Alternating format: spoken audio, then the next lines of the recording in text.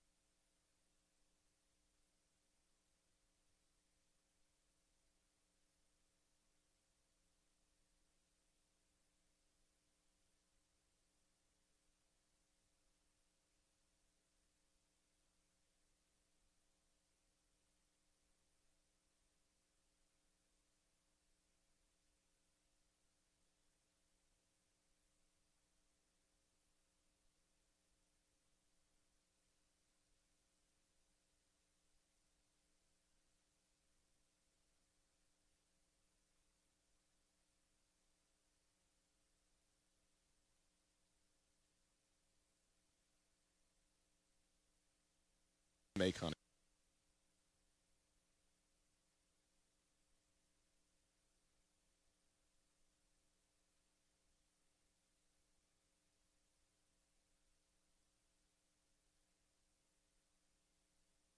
And this is just, hey, it's a done deal.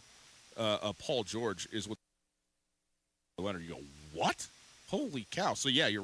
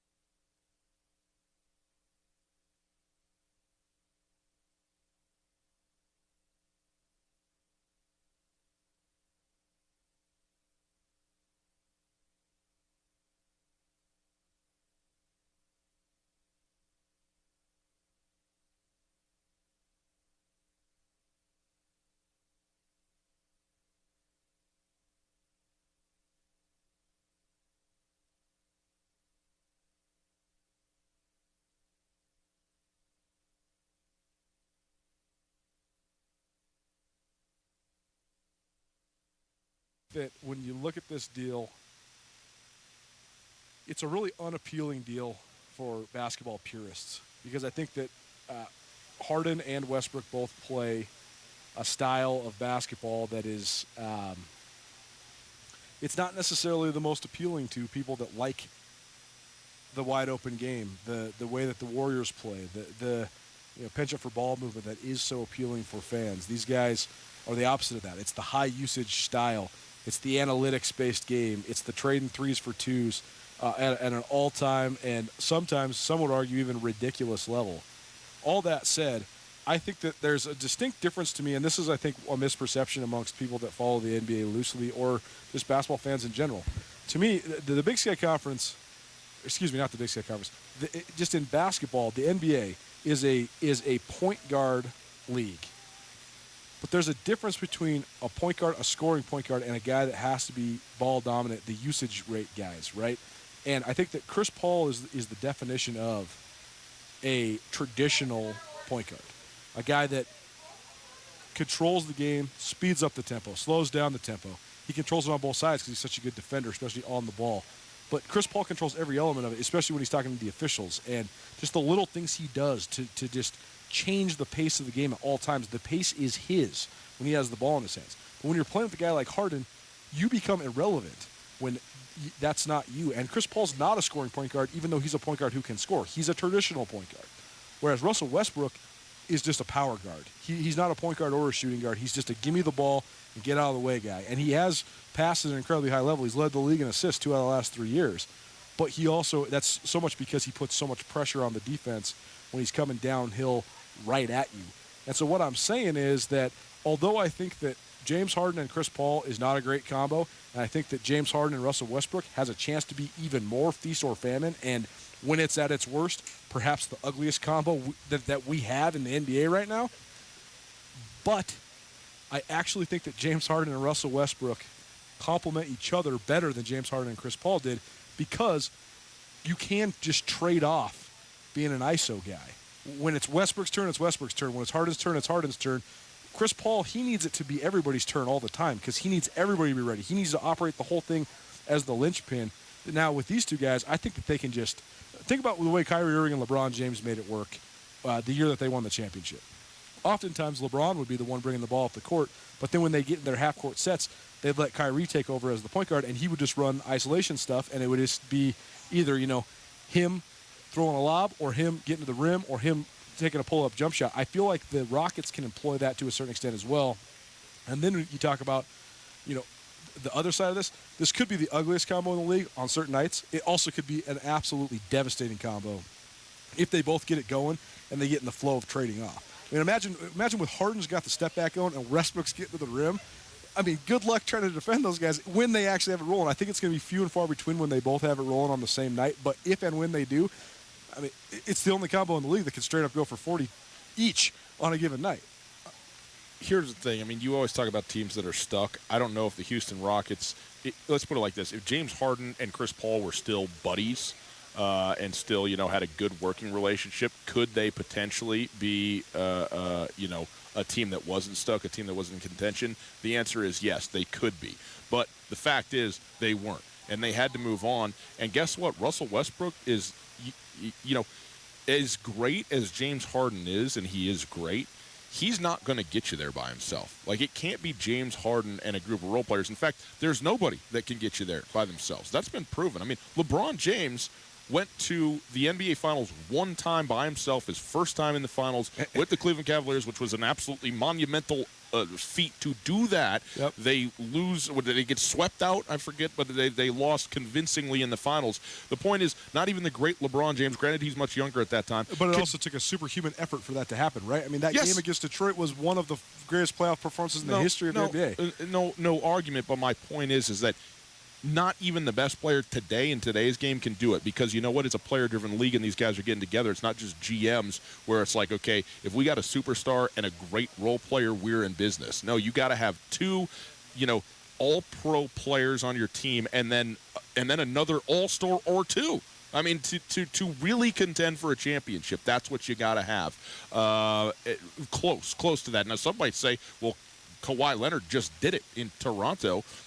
maybe, but that's a fair point.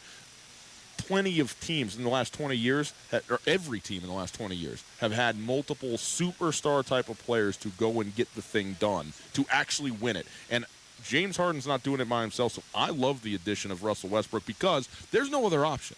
Like, this is the point. Like, if you're not as good as the Golden State Warriors in the West, for instance, what are you supposed to do? Just wait around for them to age? No, you got to try and do something. And now if things are falling apart with Chris Paul, you're Daryl Morey, you say, okay, I'll go get him. I'll go get a guy and see what happens and see how the thing works. And if it's a complete disaster, well, so be it. And if it's great, maybe we got something special that people didn't see coming. But you know what? They're professional guys. I understand everybody's got their style, and especially the ball dominant stuff, the usage rates where these guys are the highest usage rates in the NBA by far, the two of them separately, and now they're together, and it seems like it's going to be, as you say, a lot of pounding the pumpkin, as it were.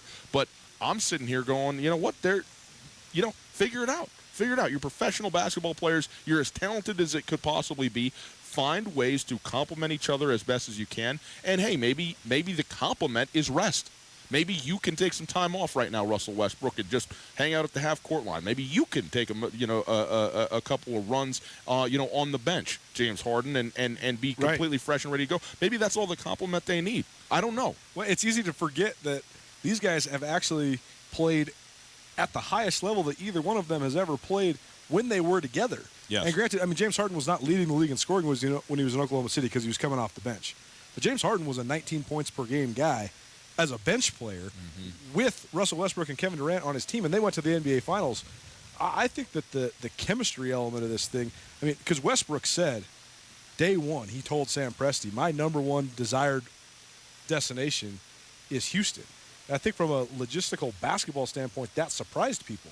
Because why would you want to go play with the guy who's the most ball-dominant player in the league when you're probably the second most ball-dominant player in the league? Well, obviously it's because they get along, right? It's because they're old buddies and they have this great memory. I mean, those Bill Simmons, Kevin Durant podcasts, Durant had a whole spiel on there where he was talking about how fond his memories were from those times, the early Thunder days, before these guys became true global superstars, before they had all the pressure that comes with that. Just how fond it was when they were young guys, and you wonder if they can recapture it. I also wonder this. I think that Scotty Brooks and Billy Donovan are generously bottom half of the NBA coaches. They're not great coaches.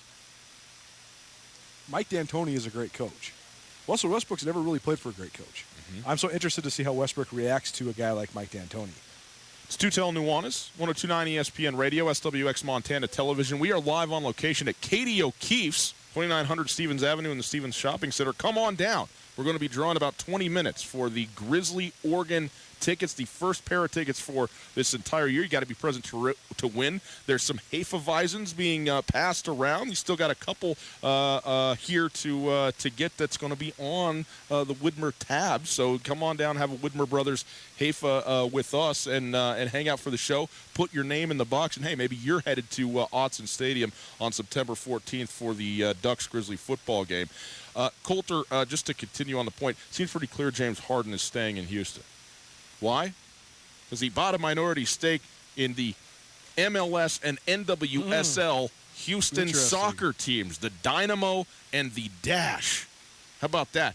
He says, I'm very excited about the opportunity to join the ownership group of the Houston Dynamo and Houston Dash. Proud to be a part of the club with tremendous history and a great future. Says he's a big fan of the sport and all that. But, I mean, you're in deep, right? I mean, Aaron Rodgers is buying like a minority share of the Milwaukee Bucks. And now here we go, James Harden getting into the soccer game in Houston. You're pretty well signed, sealed, and delivered in town, right, at the point that you're now owning parts of other sports franchises in the city. One of my favorite pieces of broadcasting and audio that gets produced is when Jalen Rose does his champagning and campaigning, and he talks about the best cities in the NBA just from a lifestyle perspective. Yeah, yes. I think that there's all sorts of romanticism and pizzazz and various other things attached to the big market cities like New York and LA and Chicago. Obviously, Boston has so much prestige and tradition and so much passion in their fan bases.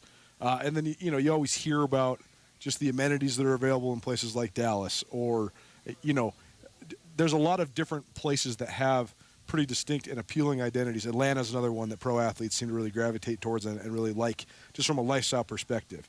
You don't hear much about Houston because Houston is such a gigantic, sprawling city that just lacks much of an identity besides just for how big it is. Yeah. But Jalen Rose always says that in terms of what professional athletes think, the quality of life and what there is to do, that especially NBA players love Houston, that Houston is one of their favorite places to go. And I think that they probably has a little bit more southern flavor than maybe we give it credit for.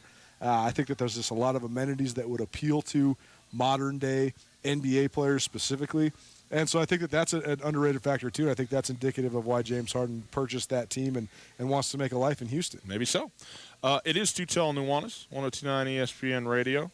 Hey, I've been telling you about this for the last month or so.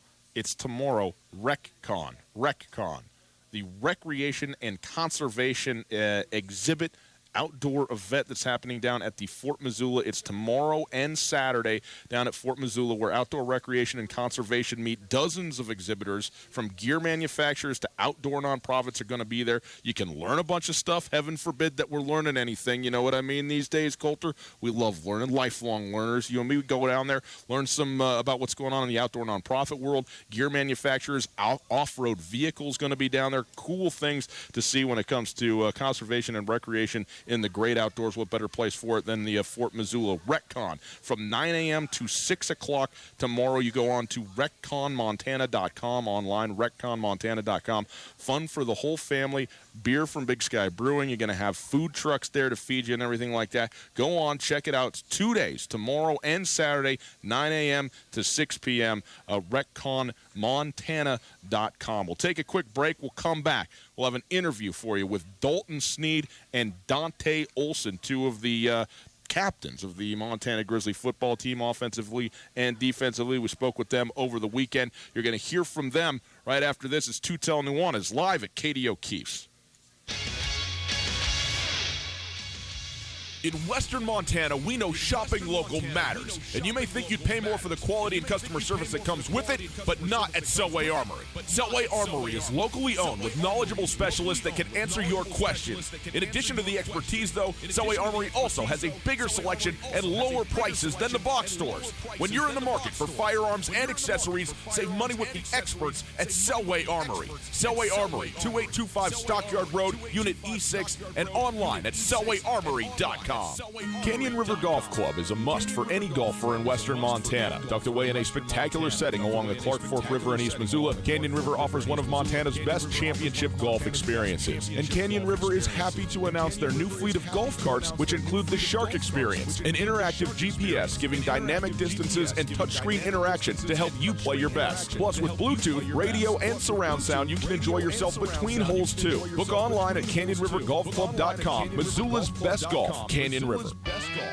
Jayco and Rangich Brothers are teaming up once again. We take pride in being Western Montana's #1 Jayco dealer and strive to continually offer you the best quality, pricing, and reliability. To celebrate the arrival of summer, we are offering July Hot Buys. From RVs to parts and service, we've got you covered. Save big on Jayco J-Flight SLX 264 Bunkhouse Travel Trailer. Sleep 7 starting at only $14,995 with payments as low as $149 per month OAC. Don't miss our July Hot Buys going on now. Only where a handshake means something. Rangich Brothers RV Center. More bedrooms, a big yard, better commute. Whatever your reason to buy a new home, it's the right reason. In a tough housing market, the smartest thing you can do is pre-qualify for a loan before you start looking. Farmers State Bank makes it easier than ever to start the loan process with online checklists, forms, and calculators. Your dream home is out there. Get started today at farmersebank.com. Farmers State Bank, an equal housing lender and member FDIC. Hey everybody, Ryan Tutel, and I'm here with Josh of the Advocates Injury Law Firm. Josh, there's a lot of lawyers in this area. What makes you different? At the Advocates, we primarily focus on injury cases. That gives us the experience and the knowledge to correctly evaluate your case and work with insurance companies and other attorneys so you get exactly what you deserve to make you whole again. We take really good care of our clients, and we're going to fight for every single dollar you deserve. Call 640-4444 or online at montanaadvocates.com. There are a lot of lawyers. You deserve an advocate. ESPN Missoula Sports Center.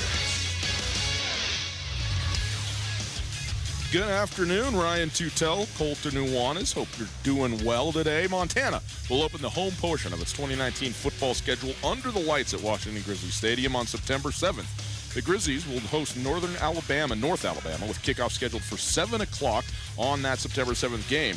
On Wednesday, also announced the scheduled kickoff games for UM's home games against Monmouth on September 21st, which will be at 1 o'clock, and September 21st against Portland State, which will be at 3 p.m. Opens its season August 31st at South Dakota in Vermilion. Missoula's Catherine Burkhoff is an All-American one final time as a prep star. The Hillgate product and future NC State swimmer earned All-American honors from the National Interscholastic Swim Coaches Association for the fourth time in her peerless career on Wednesday. The 16-time state champion holds 5 Montana all-class swimming records and recently won her first international title. Great Falls native Ryan Leaf has been hired by ESPN to serve as a college football analyst, the network announced earlier this week. Leaf was a finalist for the 1997 Heisman Trophy and the second overall selection in the NFL draft the following season. He will be paired with play-by-play announcer Clay Matvick this season. Following Leaf's tumultuous and disappointing playing career, he has struggled with well-chronicled legal troubles and addiction. He's been sober for over 7 years now. Is brought to you by Aspen Sound.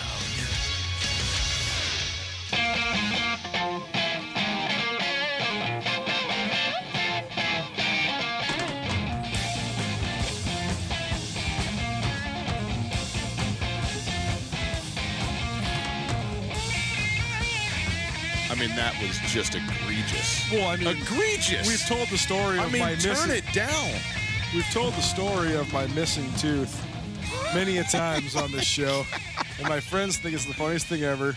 But now we have our good buddies Ben and Russ Lodge here, and these guys were Russ took me to the dentist after I got hit in the face. I mean, that sounded like a shop vac soaking up a you're talking flooded about my basement. water bottle. Yes. Sorry, we got new headsets. Don't know how to mute them. We're learning on the fly. It's Tutel Nuanez, 102.9 ESPN Radio, SWX Montana. We are live on location at Katie O'Keefe's. The Lodgers are here. Cliff Cook from the Missoula Bruins hockey team in the house. Coach, what's up? We got the hockey stick up in the studio the there. lefty hockey stick. Yeah, too, lefty. On my southpaw. He gave us a lefty, make sure it would never get used because he knew we'd be out there slinging it if it was a righty. Anyway, we're at Katie O'Keefe's. Come on down.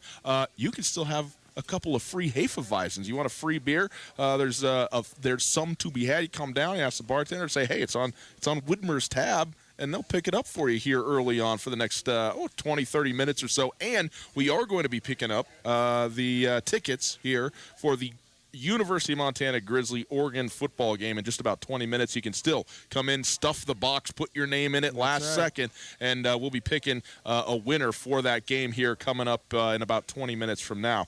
It is Tutel Nuanez. We are broadcasting through the Kurtz Polaris studios. Kurtz Polaris is at 2904 West Broadway in Missoula, Highway 83 in Sealy, and they are celebrating their 30th anniversary. That's right, 30 years they've been in business there at Kurtz Polaris, and they are offering up to 30% off MSRP on select parts and accessories with the purchase of any new Polaris off-road vehicle, Husqvarna and Beta dirt bike, or any Crest pontoon boat. Some restrictions apply. See Kurtz for details. Get to Kurtz Polaris in Missoula and Sealy all month for the Kurtz Polaris 30-year anniversary sale. Well, we figured, Colter, if we're giving away Grizzly football tickets to go see the Oregon Ducks, what better way to, what better thing to have on the show than a couple of Montana Grizzlies, and a couple of pretty good Grizzlies at that. Dalton Sneed, the quarterback of the University of Montana, and Dante Olson, who was obviously a finalist for the Buck Buchanan Award given to the best defensive player in the nation at the FCS level, and a preseason conference MVP on the defensive side of the ball is Dante Olson. If you haven't gone and checked it out, check out the Big Sky Breakdown podcast that Coulter did with Brooks Nuanez there at SkylineSportsMT.com. They spend quite a lot of time talking about Dante Olson specifically and kind of the things that he can do that are pretty unique at this level. And he's a big dude, man. Like, he has such a sort of kind and kid-like personality in a lot of ways that you don't. Usually you get a linebacker who's filling it up in the middle and he's going, "What's up?" He's not to be mean, but he's a tough guy and he's out there doing the thing. And Dante, you walk up to him, and you're like, "Oh, it's a big dude." Yeah, I get it. What is he, 6'3", 6'4"? He's listed at 6'3.5", 237. And so he's definitely, you notice Dante Olson walking around, but when you talk to him, it's just happy-go-lucky Dante doing his thing, which is a lot of fun. And then Dalton Sneed, again, he's a leader. He's a born leader for a college football team. I thought the most interesting thing that Bobby Houck said to us when I asked him what was the biggest difference between last year and this year, he said, by and large, the league was exactly how I expected it to be, and the only thing that was really different was the unbalanced schedule. We need to fix that. But he also said, last year, I thought, coming to this thing, that Dante Olson was our best player. And no one knew about Dante Olson, and no one asked me about Dante Olson because we were talking about a whole bunch of other guys on the defensive and offensive side of the ball because Dante Olson was largely an unproven commodity. And then he went out and proved the notion that he is their best player, and he tore it up. And he was absolutely lights out last year. It was my vote for the Big Sky Defensive Player of the Year defensively. I think that both Dalton Sneed and Dante Olson, though, I think that those two guys are such microcosmic examples of just the improvements that the Grizz stand to make in year two. Yeah. And secondly, just how much of a mystery last year's team was and how this year there's a little bit more certainty. We also knew nothing really about Dalton Sneed. We said, okay, this guy played a couple games at the FBS as a freshman at UNLV, performed okay, had a 100-yard game against Hawaii, but what does that really mean? Because Hawaii is by no means a power. And then he's just kind of bouncing around, and he threw kind of a lot of picks in junior college, and he didn't have a very high passer percentage. And we were kind of thinking, well, what kind of offense is Montana going to run? How are they going to operate behind the offensive line? Mm-hmm. What does Dalton Sneed bring to the table? And then Dalton Sneed was lights out. I mean, I think you could argue that Dalton Sneed was maybe not. I mean, Jake Mayer is an unbelievable quarterback, and he is such a traditional style quarterback who can throw the ball all over the yard. Same thing with Case Cookus. But in terms of what the college football landscape is all about and how dangerous running quarterbacks and run-pass option quarterbacks can be, I think you could have made an argument that Dalton Sneed was the second most dangerous guy under center last year in the Big Sky, with the exception of Eric Berrier at Eastern Washington. And there was times when Dalton Sneed was unstoppable. Yes. I mean, carried the team. The fake pitch Put your foot in the ground. QB counter where he rushed for 220 yards against Sac State. I mean, he was unbelievable, and I think he showed speed that was far superior to what anybody predicted. I think he showed decision making, but more than anything, I think he showed grit, leadership, and toughness that was far superior than what I expected. It's hard for a transfer quarterback to come in and win over a locker room, and I think actually Dalton Sneed had a hard time winning over the locker room at first. But then as soon as he starts taking the licks he was taking and staying in there and playing like he plays, Jeff Choate said it multiple times throughout last season, Montana State's head coach. He said, I love that guy. Yeah. I want that guy. I wish that guy was on my team. And I think that's the type of guy that resonates with a lot of coaches around the league. And I think that both Dalton Sneed and Dante Olson, the fact that they are proven commodities that now are empowered to be the leaders that the Grizz need them to be, I think that'll help Montana so much. Also, shout out to Coach Rosenbaugh, who invented that play right here in Missoula, Montana, as Bobby Houck put it to us, that sprung Dante Olson in that fateful afternoon. Okay, enough of us talking. Let's hear the guys talk. Hey, it's the off season, right? You try and keep it light. We talk a little bit of football, but we try and have a little bit of fun with these guys as well. So this is not a super serious conversation, but it's a fun one, I thought. Well, we have to explain the way that this media conference works. It's become really condensed, and it's quite chaotic. You have all the subjects sitting around in a room, but there's no real semblance of order to it. There's no line. You just go from you just got to get in when you can. And so we knocked out out Coach Houck and Coach Choate during the coaches' periods right away because we wanted to get them fresh. We wanted to be one of the first ones they were answering questions from. But with the way that the pandemonium was with the players, we didn't get around to interviewing these guys until the players had been talking for probably about 45 minutes. And Dante Olson, more than anybody, he gets tired of answering the same old questions. Right. He's not the guy. He's not a guy that loves the cameras or the microphones. And I think that's one of the keys to his brilliance because I do think he has no ego. He has no arrogance about him whatsoever. He's just like, I just play football. I Yeah. love playing football, and I just tackle guys. That's all. But we wanted to ask these guys some questions that maybe weren't. What are your expectations? Yeah, yeah. We wanted to ask them some fresh stuff too. So, without further ado, Dalton Sneed and Dante Olson from the Big Sky Kickoff last weekend. I want to ask you guys about the off-season portion of this thing, because I remember when I was in school in Montana, all my buddies were playing, all my buddies and all that, what you guys get done this time of year was actually probably one of the most important things. So do you guys have a gauge of maybe how it's going so far? Does it feel different this time around now that you guys are seniors than it did a year ago? I just think from a leadership aspect from the seniors is really with Coach Houck and how he's presented his goals and what he expects from our team has definitely been driven home a little bit harder, and everybody in the team's really bought in this year. They understand what our main task at hand is, and I think that's been the biggest thing. Do you notice a big difference just in the general mentality of the program coming into year 2 under Coach Houck? Yeah, absolutely. I was recruited by one coach, played for another coach, and now this is my third head coach. And every coach brings around a different mentality, and it's really impressive what Coach Houck's been able to do, and it's been awesome to kind of have him instill in us what he wants as players and leaders, and the team mentality is from top down, and Coach Houck's obviously at the top, and what he instills in us is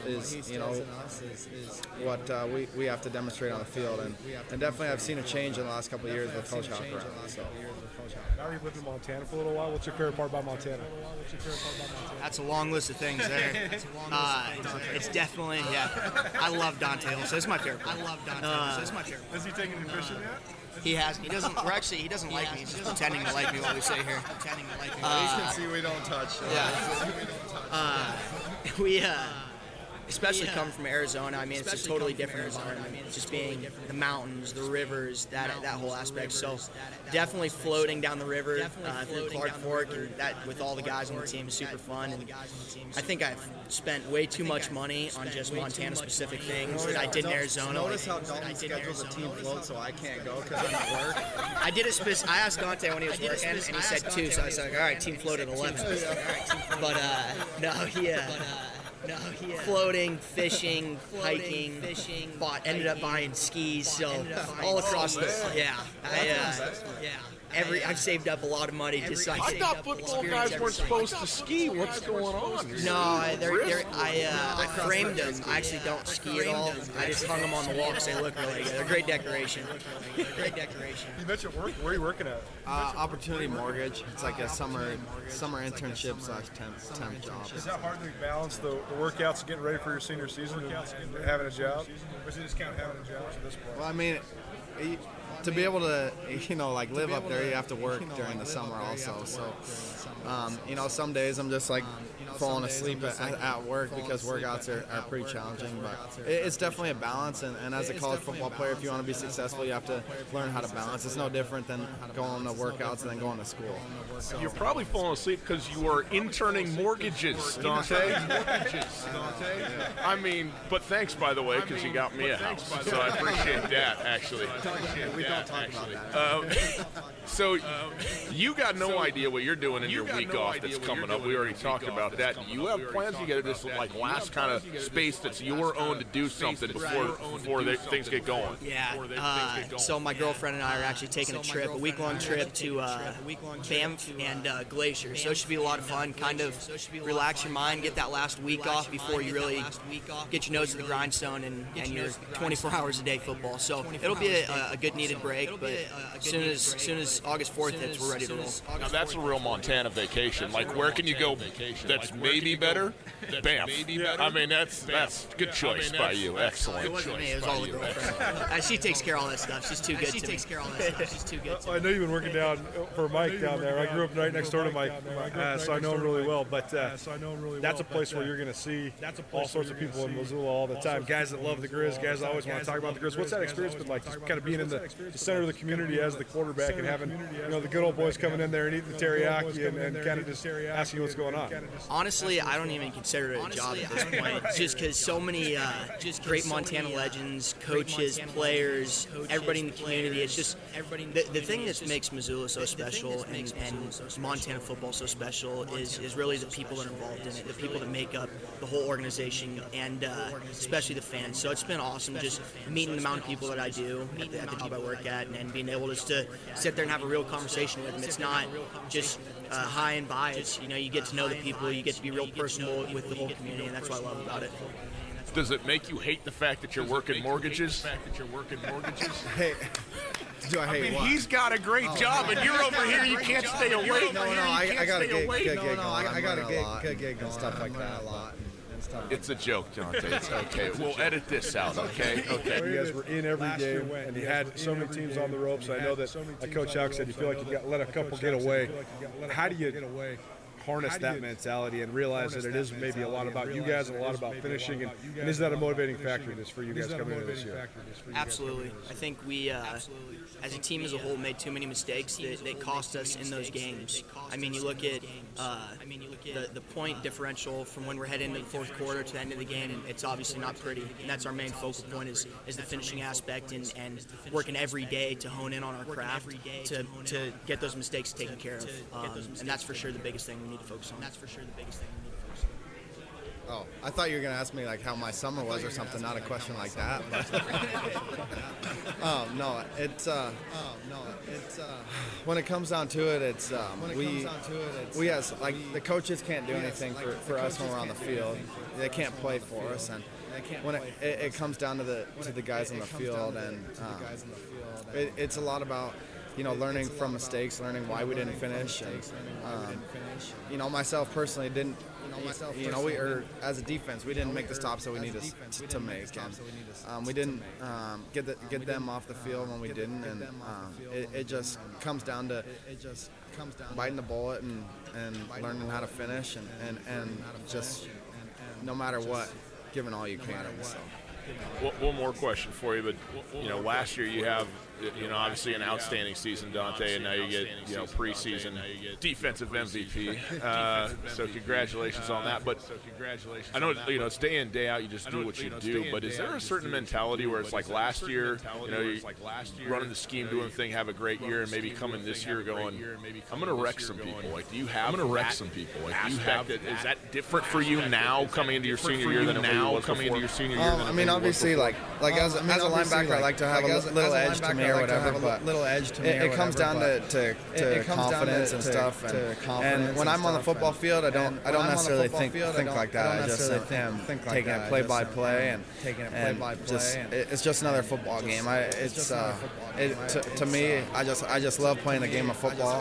Whether the preseason player of the year or not, it's not. You can't read too much into that. For me, I just love the game of football, and I take it play by play and really just enjoy myself out there. So. And then Dalton, for you coming into your second year in the Big Sky, you had an outstanding season last year. You established yourself as a leader right away, but now generating from that year ago and playing throughout the conference schedule and all that kind of stuff. Is there an added element of I don't know if confidence is really the word. I don't think that was ever lacking, but of sort of knowledge of what you're going into now that you've already done it for you. Right, I think it's just building off of everything. There's no one specific category, but definitely from a leadership aspect is rallying everybody in a different way, and really getting the best out of everybody every day. So I think that's probably the most challenging thing. There you go, Dalton Sneed and Dante Olson from the University of Montana Grizzly football team. Good of them to sit down with us, have a little bit of fun, and chat about a little bit of football there at the end. We snuck it in on them, had to get back, had to bring it full circle back to the field. But Colter, you and I talked yesterday about the transfer that Montana has gotten now, an offensive lineman coming from East Arizona Junior College, 6'4", 295-pound kid who was recruited by a bunch of FCS schools and also West Virginia, a Power 5 school, obviously, there in the Big 12. And so a guy at a position of need for the University of Montana. And I think a lot of people think that, if Montana's stable at the offensive line, they are a team that is a very dangerous team and has as good a look just about as anybody, when you talk about the Big Sky Conference, and this a big boon to them. And you talk about these two guys, and all of a sudden Montana, has reason to have maybe even more optimism and expectation coming into this year. Last year, Montana's problems were twofold. I think they had a deficiency at talent at some key positions, namely the offensive and defensive fronts and the defensive secondary. And they also didn't have any depth at those spots or at linebacker or mostly at quarterback either, or really at running back. I mean, they didn't have a lot of the running back stuff was because of the transition of the program. No one really got the real story as to why Elijah Lee wasn't a contributor at a level maybe people expected him to be last year. Obviously, the Jeremy Calhoun saga, well documented. But I think last year, Montana, they had some talent holes at the wrong spots. But then also, when guys would get hurt or even just banged up in the midst of a game, then the next guy up, that was not a good situation. Big drop off, yeah. I mean, like when Josh Buss, before Jace Lewis really hit his stride, Montana was basically rolling with 3 inside linebackers total. And guys like Marcus Wellnell, I think will be good. He'll be a good player, but he just wasn't quite ready last year. And when you get thrown into the game and you get outside a gap, and Elijah Dotson scores a 77-yard touchdown, well, you don't get to run it back. It's not practice. This is game time, And it's just like when if Justin Calhoun or Darion Nash got gassed playing corner, you throw somebody in. I mean, they're not ready. They don't have the ability to perform at a Big Sky Conference level at that moment, and I think that hurt Montana as well. But with the transfers that Montana's brought in, upgrading talent at a lot of spots, but also fortifying the depth. And then I think you also look at some of the other positions like linebacker, like safety, like D-line, and you have guys that are really young, guys that weren't available last year or that were not quite ready last year that are available this year. And so I think that not only do you have more guys that are talented enough to play in games, but you also have guys behind them that you don't worry about quite as much. It's Tutel Nuanez, 102.9 ESPN Radio, SWX Montana Television, and live on location today at Katie O'Keefe's. Come on down to Katie O'Keefe's, and we're going to, here in about 5 minutes from now, pick a name out of the Katie O'Keefe's box, out of the Widmer Hefeweizen box for a pair of tickets to go to the Grizzly-Oregon football game. You still got time. I said 5 minutes. I don't know, maybe 7-8 minutes. You're driving around town. Stop into Katie O'Keefe's. Put your name in the box. No better time than the present to see if you can't win a pair of tickets to what's going to be one of the great games of the year when you talk about venue and all that kind of stuff. An exciting a place to be. So come down and hang out with us for a little while. Have yourself a Widmer Hefeweizen and enter to win the tickets. We'll pick them out right after this.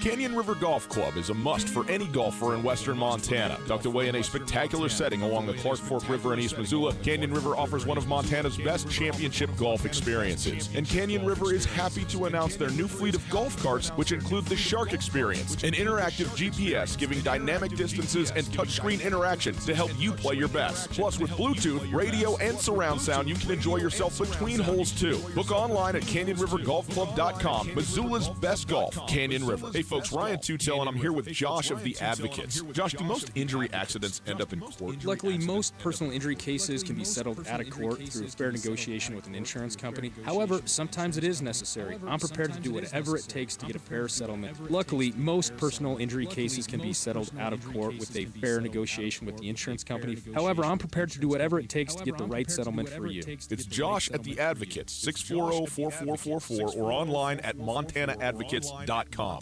When you need a bank to help ramp up your savings strategy, look to your local bank, Opportunity Bank of Montana. Build confidence in your financial future when you create a rainy day cushion or take care of the nest egg you already have. Opportunity Bank offers options from basic savings to money market accounts and certificates with competitive rates. There's nothing like the feeling of progress. So let's get started today. Come see us at Opportunity Bank of Montana. OpportunityBank.com. Member FDIC. At the Montana Club, our goal goal is to create a menu of mouth-watering food with variety to satisfy any craving. From the garden-fresh ingredients in our salads to our succulent, perfectly grilled Montana Club Angus steaks, we take pride in every detail that goes into preparing your food. Top off your meal with a premium cocktail, wine, or microbrew. Come as you are and satisfy your cravings with our home-style breakfast, lunch, and dinner at the Montana Club on Brooks and North Reserve, Missoula. No matter how far you may go, there's always one just down the road. Town Pump, pump it up, pump it up. When summer nights are a little long, Town Pump will wake you up. Swing into Town Pump on your way to work and grab a high brew 11-ounce coffee for you and a friend. Buy one, get one free. Stay hydrated in the Montana heat with Arrowhead 1 liters. Buy one, get one free at Town Pump. Right down the road, pump it up. Garden City Paint and Glass in Missoula is like your paint doctor. They take the pain out of painting. Don't trust your home to anything less than professional PPG paints from Garden City Paint and Glass. Go to visualizecolors.com. Scan your room photo to see what color combinations will look best before painting. That's visualizecolors.com. Featuring professional PPG paints. Garden City Paint and Glass in Missoula. Across from the Southside McDonald's at 3217 Brooks. Tutel and Nuanez. Listen to the podcast on the TuneIn Radio app or on iTunes. 1029ESPN.com.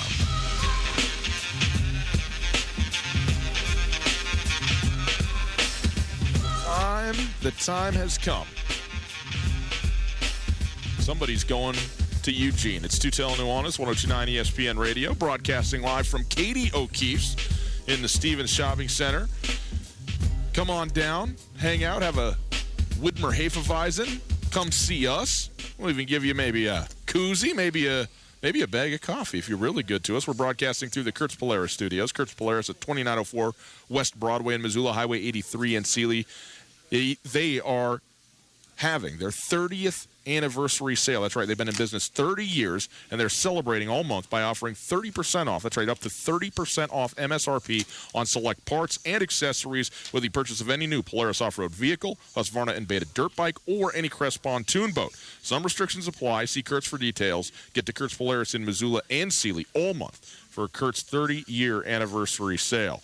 Okay, Coulter, the time has come. We got a group of people here at Katie O'Keefe's. Now, here's the deal. We understand it's still like, what is it, 4:50, 4:51? Yep. People are still trying to, get off work and maybe, drive around. So we're going to pull a name out here. We want you to be present to win. If we pull out a name of somebody who's here, that's great. If it's somebody who isn't here right now, we're going to give them about 20, 30 minutes or so to get on down here we'll and call you. Claim the prize. And then if we haven't seen them by about 5:30, we'll pull another name out. Okay, does that sound good? We'll pull another name out. So let's stick our name in the box. I don't know where Taylor. Hey, okay, we'll Coulter. Why don't you just go ahead and do it? You want to do it here? Okay, Taylor's coming over. Okay, Taylor runs Katie O'Keefe's, man. This guy's got it sorted out here. All right. So we're saying this would be funny if the guy who runs the bar draws his name, pulls his own name. That's his right. own bar. Okay, now I'm lifting it up high. No looking in there now. Okay, he's putting his hand in here. Let's see what we got. All right, pulling it out. Hosting us here at Katie O'Keefe's. Who we got? Robert Bunting. Okay. Robert Bunting, Stevensville. Now the question is, can he get up here in time if he's not here? Or maybe he's going. Maybe he comes here before he goes exactly, home tonight? Something like that. So we'll take a look. Is Robert Bunting around? Robert Bunting. I don't see anybody running up here doggedly after this. So we will give him a call, and if he comes in and claims that's great. I'll stick these names right back over here where they're safe, not to be messed with, and we'll see if we can get him in here. And our first pair of tickets going out the door. This is good, man. I'm liking this. We're doing this all summer, all over the city. Thursdays all summer long. We're going to be at various locations around town giving away tickets, thanks to Widmer Brothers, to the Grizzly Oregon Duck football game. Hey, Hour 1 is in the books. Hour 2 coming at you straight ahead. Top of the hour, Sam Herder, the subject of our ESPN Roundtable. He is a writer for HeroSports.com. He covers the FCS at a national level based out of Minneapolis, Minnesota. But we sat down with him at the Big Sky Conference kickoff, a guy who's very, very knowledgeable about a ton of things. And if you're talking about a guy who understands the FCS at large, which a lot of people don't, and also the Big Sky Conference's, place within the scope of the FCS, and then the Montana and Montana State Grizzlies and Bobcats inside of that, this is the guy to talk to. And he was very insightful. I thought really, really good.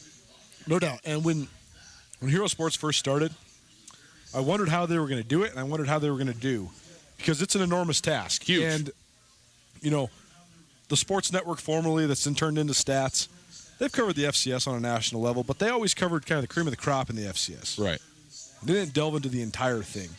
And, that's probably the smartest way to do it in terms of just having content that broadly people are going to want to read. I mean, a vast majority of FCS fans are fans of about 20 schools. Right, exactly. Because of, you talk about the Cats and the Grizz and Jacksonville State and James Madison and formerly Appalachian State and Georgia Southern, Stephen F. Austin, Sam Houston, some of those schools. But mostly, NDSU might also North have Dakota, a following. all the Yes. Dakota schools for sure. But there's not like a gigantic amount of fans from some of the Ohio Valley and Southern teams and things like that. So I didn't think that was necessarily the wrong way to do it. But these guys have delved into the FCS full force. They're doing their 3-a-day series, so they're doing quick-hitting profiles on every single team in the FCS, all 126 of them. And it's a gigantic undertaking, but they're doing a really good job. And I read everything that they put out, and it's really informative and good and concise. And Sam's a guy that, he was in journalism school at North Dakota State when the Bison rose to prominence, and he kind of had a front row seat to all the dominance that North Dakota State was able to form over this last decade. And I think that gives him a unique perspective on analyzing the rest of the league, or the rest of the country, excuse me. But make no mistake, he's not an NDSU homer. He has a great respect for the Big Sky Conference, the rest of the Missouri Valley, and the FCS at large. So he's definitely a sharp kid, and he's doing good work. And this was an interesting conversation that we recorded at the Big Sky Conference kickoff earlier this week. Well, we'll take a quick break, take a quick commercial break, and we'll come back. And on the other side, you'll hear from Sam Herder, our ESPN Roundtable, right after this. Alpine Touch makes the perfect gift this summer, or any time gift this summer. If you were traveling, bring a gift that is distinctly Montana, and give your loved ones Montana, and give your loved ones some of the best spices anywhere around. From the Alpine Touch Pick 4 Spice Pack to the mouth-watering sunflower shoots, to the mouth-watering sunflower shoots, to Alpine Touch gift cards. Alpine Touch makes available at retail locations around the state. Use the code ESPN10. Use the code ESPN10 at checkout. Online order. 10% off any online order. Montana's Alpine Touch. Montana's special spice. Proud to introduce two of our best tires ever. They're just in time for summer.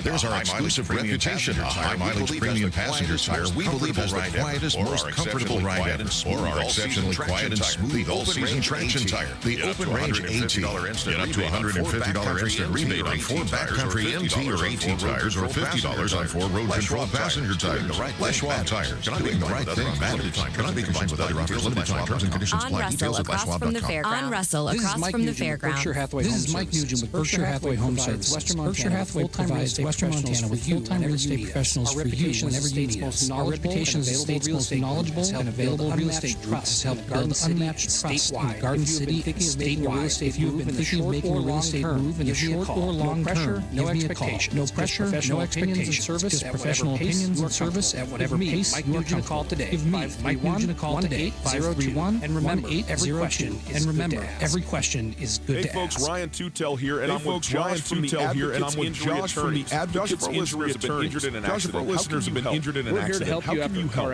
We're here to help you after a car accident by negotiating insurance companies, recovering lost wages if you have any, and even getting you into rental car if you need. Calls today for a free consultation. We'll get started helping you right away. If you need help, get a hold of the Advocates. Call Josh at 640 or online at MontanaAdvocates.com. MontanaAdvocates.com. Sky Breakdown. You deserve an advocate. Big Sky Breakdown at Skyline Sports MT.com continues to give you the inside look and the state of Montana. Most in-depth podcast most in-depth podcast in the Treasure State gives you multiple episodes each week year-round. Commentary, analysis, interviews, and entertainment from around one of the most storied conferences in the West. Whether it's full uncut interviews with Montana State head football coach Jeff Choate, or Travis DeCure's thoughts on his outstanding Montana men's basketball team, everything you need to hear is available on the Big Sky Breakdown. Take a look inside the best detailed analysis and the most detailed analysis in the state.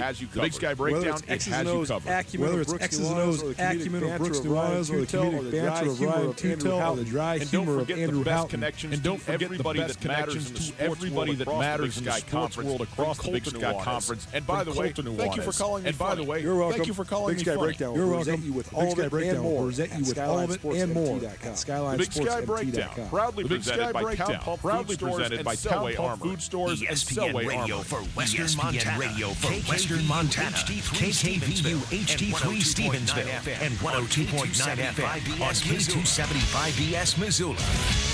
ESPN Missoula Sports Center. Good afternoon, Ryan Tutel, Colton Nuanez. Hope you're having a wonderful day. Hey, Montana will open the home portion of its 2019 football schedule under the lights at Washington Grizzlies Stadium on September 7th. The Grizzlies will host North Alabama with kickoff scheduled for 7 p.m.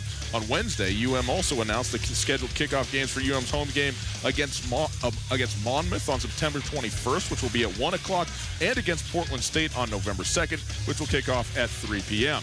UM opens its season August 31st at South Dakota in Vermilion.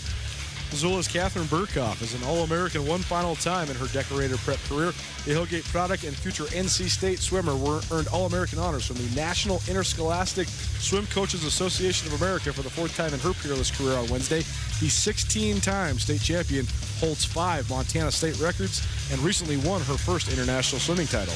Great Falls native Ryan Leaf has been hired by ESPN to serve as a college football analyst, the network announced earlier this week.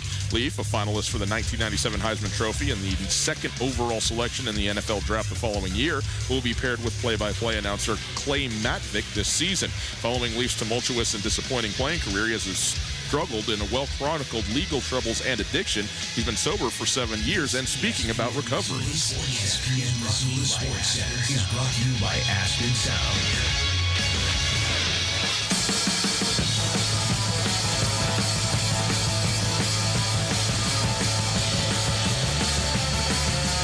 Yes, the ESPN Roundtable, one of our favorite things we do around here. This week, Sam Herder of Hero Sports. It is Tutel and Nuanez.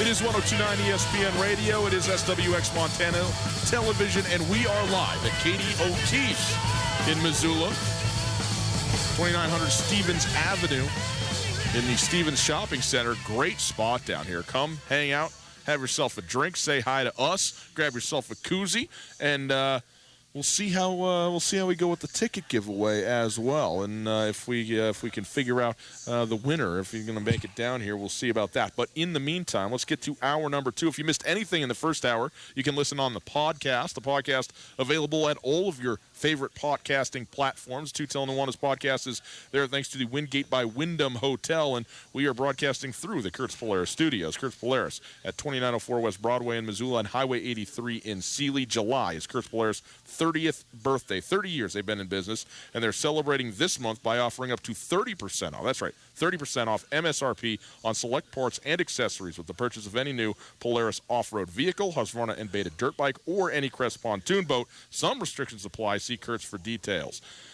Coulter, the ESPN Roundtable, we set up Sam and who he is and all of that. One final thought about Sam Herder before we hear from the national FCS reporter from Hero Sports. Well, Sam's a really hard-working guy, and I think he's doing a really good job covering the FCS on a national level. And I find it fascinating to compare and contrast because, to me, this is maybe one of my internal bias, a proximity bias, but I've told you this many a time. I just really think that if teams from most of the conferences in the FCS played in the Big Sky, they would all just be middle of the road. I just think that they don't. I think that the premier teams reside.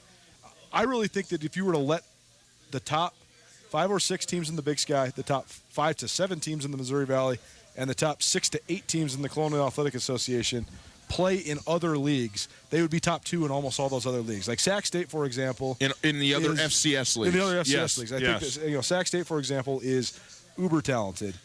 Almost year in and year out, they've had a lot of different things in terms of trying to learn how to win and injuries and lack of identity and all sorts of other things. But I've always thought that those teams would be really competitive if they weren't in a league where they have teams that have such distinct advantages over them.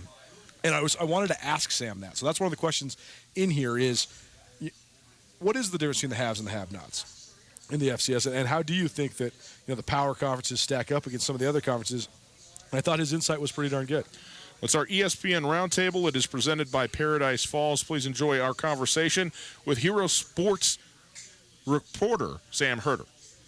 Welcome to the ESPN Roundtable. Welcome to the ESPN Roundtable. First time we've recorded one of these remotely, right, Ryan? I couldn't be more excited. I couldn't be more excited to be somewhere else. Thrilled to be somewhere else. We found the right Davenport. We've been downtown Spokane. We went to the wrong Davenport. We were at Davenport. If you're visiting, there's multiple Davenport hotels. So just put Davenport Hotel into the You got to know which one you're going. You got to know which one you're going. We went to the new one. We went to the new one. We went to the old one. Here we are. We're at the Big Shake Conference Media Days. We're at the Big Shake Conference Media Days. Joined by Sam Herder of Hero Sports. Sam's been on Two-Tail Nuanez once before, but now joining us on the ESPN Roundtable. Your first time at Big Sky Media Days, right? It is my first time here, yeah. It is my first time here, yeah. It's been a blast to actually get to see these players and the coaches and talk to them in person and set them through the phone lines, and then same with you guys as well. So I've met a lot of great people here so far. Thanks for throwing us a bone there at the end, Sam. That was great of you. For people who maybe aren't familiar with Hero Sports in general, and certainly with yourself in terms of what you do, yourself in terms of what you do. I mean,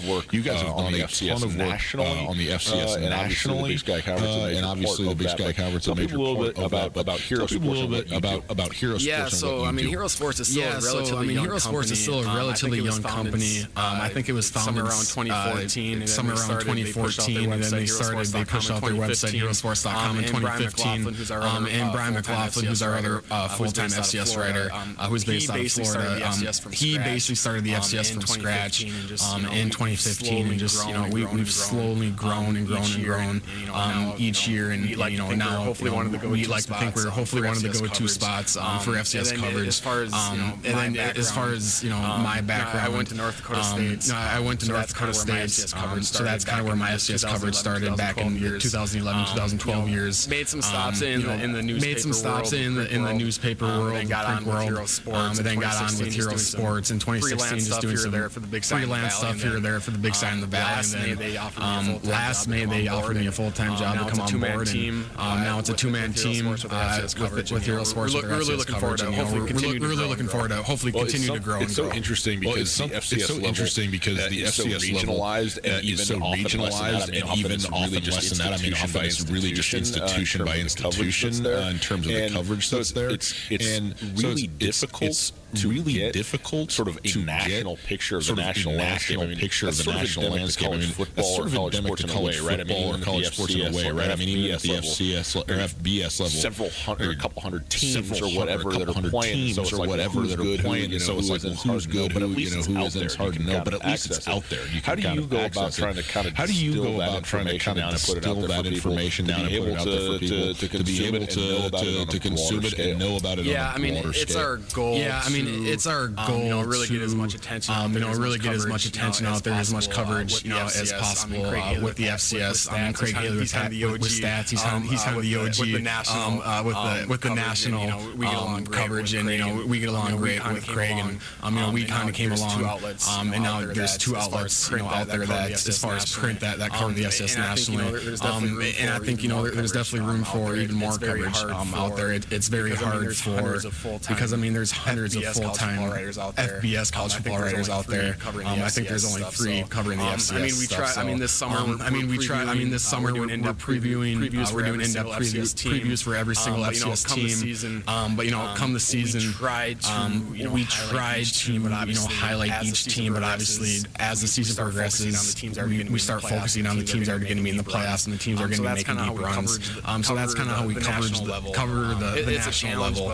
It's a challenge, but The nice thing is there's not 100 other people, trying to talk to Coach Best. That's the nice thing is the access is really phenomenal. Worst team in the FCS in the country. Worst team in the FCS in the country is. Boy. I mean, I don't even know. It's a tough competition to be the worst. It's a tough competition to be the worst. I'm not going to say a specific team. I'm not going to say a specific team, but there's some teams that are either the bottom teams in the Ivy League or bottom teams in the Pioneer or the HBCUs where Mississippi Valley State, they might not be the worst team this year, but I mean they came to the Fargo Dome a couple of years ago and they were not very good at all. Same thing in Missoula. Same thing in Missoula. As a matter of fact. Sorry, Jerry Rice. It's such an interesting level because I mean you have the HBCUs that do their own thing, you have the Ivy League that does their own thing, and then you have the rest of the FCS vying for the playoffs, and there's the top dogs. Tier 1 is very not a lot of teams in Tier 1. Tier 2, a few more teams. Tier 3 is pretty packed, and then Tier 4 and Tier 5 are teams that you're just not going to see in the playoffs too often. You mentioned the sort of stratification of college football and how it's not unusual even on the FBS level, the Power 5 level, that Power 5 there's kind of the Power 5s and then everybody else. There's kind of maybe East Coast biased, Pac-12. Maybe East Coast biased, Pac-12's always looking to get some shine.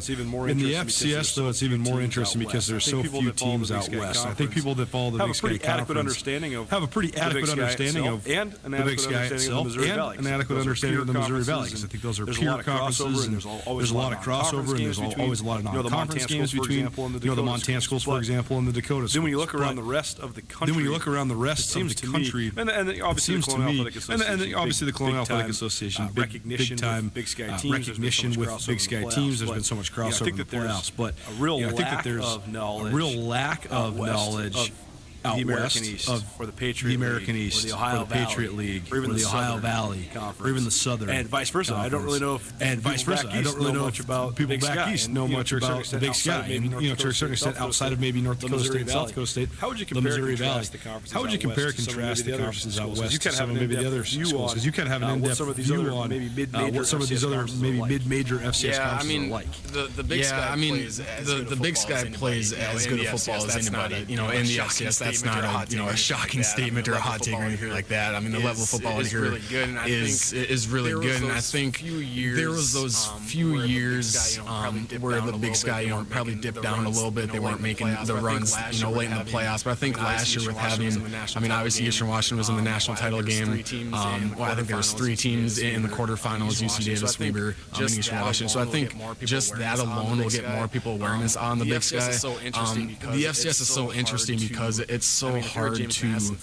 If you're a James Madison fan and you want to watch Eastern Washington games, it's not really that easy. The access to it, I know, Pluto TV, they broadcast a handful of games, but it's very hard to watch every single Eastern Washington game if you want to.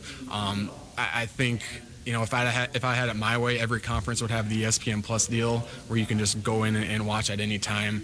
If someone wants to watch any South Dakota State game, they can do that on ESPN Plus. But with the Big Sky, it's hard to, if you want to see what UC Davis is doing, it's hard to, find where can I watch this game. So I think that's one thing where, maybe that has to do with the lack of awareness. I also think, obviously the FCS is very East Coast heavy. A lot of the teams are out there. So by the time, Montana and Portland State are wrapping up, it's way past everyone's bedtime on the East Coast. That might have something to do with it too. At the FBS level, you can talk about styles of football by conference. So the Big Ten's always got big mashers and runners. The Big 12, either they play terrible defense or they have the best offenses in the history of mankind. It's hard to decipher which is which. SEC, all the athletic talent, all that kind of thing. Does that exist at the FCS level? Can you do it conference by conference and look at different styles that way, or is it a better way to think about it in terms of just the stratification of the programs that are really good, the mid-level programs, and then the rest? Yeah, I think each conference is unique a little bit.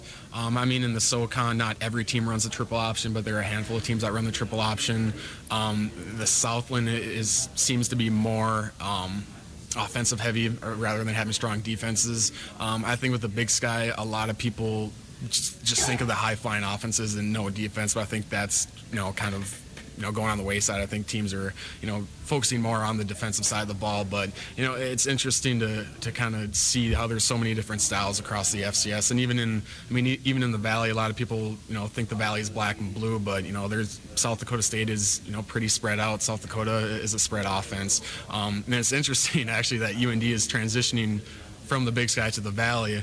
In the Big Sky, they ran your typical, I formation, a couple tight ends. Now they're switching to a more wide open attack to get into the Valley, which people would kind of think would be vice versa. But I don't think a conference really has a specific, kind of offense, that they run. I think it's pretty spread out. Not a lot of teams want to line up and go toe to toe with NDSU, probably. So yeah, maybe spread it out a little bit. It's so much about just the kind of guys you can recruit too, right? Because you mentioned the Southland, and when you're looking at Texas, there's 7-on-7 leagues all over the place, but also there's 11 FBS programs. So you get these.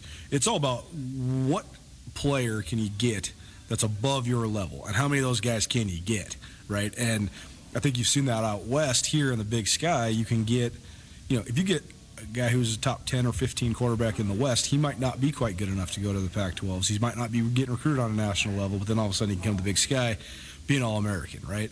And I think that's an interesting deal. I want to ask you about North Dakota State first and foremost, but then the rest of the Missouri Valley, because I think that there's a definitive factor there too. When Montana first had their rise in the late 90s up to the early 2000s, they obviously cultivated and developed a ton of in-state kids that became great players. But I always thought that the secondary key was their dominance in Eastern Washington. They were out recruiting not only Eastern Washington, but a lot of times they were getting guys that could have gone to Wazoo. They were getting those borderline Pac-12 guys. It seems to me that the fact that there's only one FBS in both Minnesota and Wisconsin, combined with the fact that University of Minnesota wasn't that good for a little while, and then the fact that North Dakota State was winning at such a high level, kind of helped them fill this pipeline, right? They have this pipeline from Minnesota, especially the Twin Cities, that have helped them get so much talent. So I guess, first of all, start with the fact that the Missouri Valley is, 10, 12 years old, right? It was a pretty new conference. People forget when North Dakota State won in Missoula 2004, they were a D2 school then, right? This is only 15 years worth of D1. So in your mind, what have been the key factors to North Dakota State building the powerhouse that they've built, and what have been the key factors of just the evolution of the Missouri Valley with North Dakota State setting the pace, which has made them into one of, if not the premier conferences in the FCS? Yeah, I think it was called the Great West Conference before, or the Gateway Conference, right? And then the Great West. Then when the Gateway split, then the Great West became the 4-team league that didn't have an automatic bid, and then the Big Sky absorbed that 4-team league, which was UC Davis, Cal Poly, Southern Utah, North Dakota. Mm-hmm. Yeah, but it was interesting when NDSU first came into what is now the Valley. Northern Iowa was the top dog, and the first time those two teams played, NDSU got knocked around, and Craig Bull at the time, he looked at the offensive lineman that Northern Iowa had and said, okay, we don't have those type of players on our team. Those are the type of offensive linemen we need. And so he's gone into and the thing is too, a lot of people thought when NDSU went D1 they would stop recruiting North Dakota because people didn't think there was a lot of D1 athletes in North Dakota, but they found a lot of really good offensive linemen in North Dakota. Minnesota and Wisconsin are really big recruiting hotbeds. They dip down into Nebraska, and I think it all starts with recruiting. And really, I think it was Tim Brewster was the Minnesota head coach at the time. He really wanted to bring in, guys from Texas and California to the University of Minnesota, and that left a lot of Minneapolis kids, without an FBS place to go. So there were names like, Billy Turner, who's in the NFL now, and Grant Olson, who's now the linebackers coach, Marcus Williams, who was in the NFL. Those guys should have been in the Gopher uniforms. They end up coming to NDSU. Those guys win 3 championships in a row. All of a sudden, NDSU's recruiting pitches, hey, do you want to be an FBS half scholarship guy and maybe compete for a bowl game, or do you want to come here full scholarship, compete for national championships and beat these FBS teams? So I think it was just one of those things where it just slowly build up, and now NDSU is, the level of recruiting they're doing now is probably higher than it was, just a few years ago, because they're going after those next level athletes. So, it all goes back to recruiting with NDSU, but they have the facilities, the backing, the financial support that not a lot of FCS schools have, and I think that's why they've built into the power they've had in a short amount of time they've been in the FCS. Sam Herder from Hero Sports joining us. He covers the FCS for Hero Sports. Sam, let's dive in a little bit to the Big Sky itself, because that's the conference that we're obviously at these days right now, and also that we cover primarily with Montana and Montana State. When you look at the Big Sky this year, what do you see? I see a conference that's really going to make an impact, nationally. I think last year was just the first step of getting 3 teams in the quarterfinals. I mean, I see a lot of teams here that are legitimate threats to make it to Frisco. I mean, Eastern Washington, obviously, UC Davis is going to be really, really good. Montana State has the returning talent and the schedule to potentially get a playoff seed. Weber State is always right there. Montana's building something special. I mean, there's even a couple more teams Idaho State is building. So I just see a lot of teams that are definitely playoff worthy. But I think last year is interesting because I'm in the Minneapolis area and I'm kind of closer to Valley fans. And a lot of Valley fans thought it was ridiculous that there were 3 seeds from the Big Sky, because Valley fans think Valley is the best conference out there. But I think the Big Sky proved, with how they did in the playoffs last year, that this is a team this is a conference that, is toward the top of the FCS. And I think it's going to be even better this year, even more competitive this year. And it's going to be a wild race to see who gets the 3, 4, 5 playoff bids, however many it's going to be, probably 4, possibly 5, but it's going to be a packed race and really exciting. This might be a little bit tenuous ground to tread on, but I want to know your opinion on this, because the Missouri Valley's gotten 5 teams in the playoffs a couple times since the playoffs expanded. The Big Sky has gotten 4 teams, I think 3 times since the playoffs expanded, including last year getting 3 seeds like you were talking about. I want to know what it would be like if teams from the let's call the Power 3 in the FCS, the Colonial, the Big Sky, the Missouri Valley. I want to know what teams from the Patriot League or the Ohio Valley, like the first or second best team from one of these other conferences, what would they do against the Missouri Valley schedule? What would they do against the Big Sky schedule? Because I'm always thinking, you might be a Sac State who's been in the Big Sky since 1996, never made the playoffs, had winning records several times. But you got athletes. You have tons of athletes. I just want to know, would a team like the top team in the Patriot League, what would they do against the Sac State? What would they do against the Idaho? I think that the Missouri Valley and the Big Sky and the Colonial have so much better teams. I think that pretty much everybody would be dominant in these other conferences, and I don't know if these teams could compete, but I don't know. I don't know. I can't say that with certainty. So what are your thoughts just on the overall landscape of this thing? Yeah, that's interesting. Last year out of the Patriot League was Colgate, and Colgate wasn't really your typical Patriot League team. They knocked off, or Colgate got a seed, and they also beat James Madison before falling to NSU in the quarterfinals. But you see a lot of teams that, I think 2 or 3 years ago, Lehigh was 10-1 going into the playoffs. Dominated their league. I think they're in the Patriot League, and they end up losing, right away in the first round to a 5th place team from the Valley, like 44-7. So that's an interesting question. I always ask myself how well, a team like Nichols or how well a team like Jacksonville State, because they're probably a second-tier conference, the Southland, and obviously how they would do if they played a full Valley slate or CA slate. It's interesting, but I think a lot of fans, I know this because I see it in my Twitter mentions, but a lot of fans down south think there's a lot of, Big Sky, Valley, CAA bias, but the proof is in the playoffs where you're consistently seeing teams from those conferences in the semifinals and the championship game. So, I would love to see a team like Jacksonville State play a full slate just to see how good they are, because we see a bunch of teams that go, McNeese went 9-2 a couple years ago. They didn't even make the playoffs because they didn't beat anyone good. So that's just another interesting part of the FCS of how spread out, it is, just teams and how good the teams are and how that's spread out. We've had some Missouri Valley and Big Sky crossovers, but we get to see Jacksonville State versus Eastern Washington this year, so that'll be a good gauge. That's one of the premier FCS games. I want to ask you about this FBS slate, though, because I've covered the league for about 14 years now, and FBS games are a reality of the situation in the Big Sky. You're going to often play Pac-12s because it's regional stuff, and Washington and Oregon State, and on down the line, they've all played FCS opponents before. But there's a whole different this year's non-conference schedule. There's a whole bunch of different opponents, and some would say even more difficult opponents when you talk about Idaho playing at Penn State and Portland State playing at Arkansas, and then obviously the Pac-12 spliced in with Washington being as good as they've ever been, and Oregon is supposed to be really good. Montana plays there. So, what do you think of just these FBS matchups? And when you do see an FCS school upset an FBS team, what sort of shockwaves do you think that sends throughout the country? I think it sends, a small amount of shockwaves. Usually you don't see, like last year Nichols beat Kansas. I don't know if that really shocked anyone.